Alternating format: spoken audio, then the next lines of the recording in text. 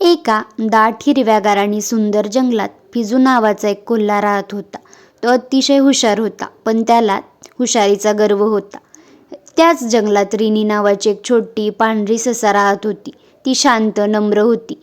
एके दिवशी फिजूने रिनीला अडवले आणि म्हणाला, "अगं ससा, तू इतकी लहान आणि हळू आहेस. या मोठ्या जंगलात तू कशी काय गधरतेस?" रिनी हसत म्हणाली, "फिजू, बळ फक्त वेगात किंवा दातात नसतं." फिजू जोरात हसला आणि म्हणाला, "बरं मग आज संध्याकाळी जुन्या वडाच्या झाडाजवळ भेट, तुझं शहाणपण पाहूया." रिनीने मान हलवली आणि निघून गेली. संध्याकाळ झाली.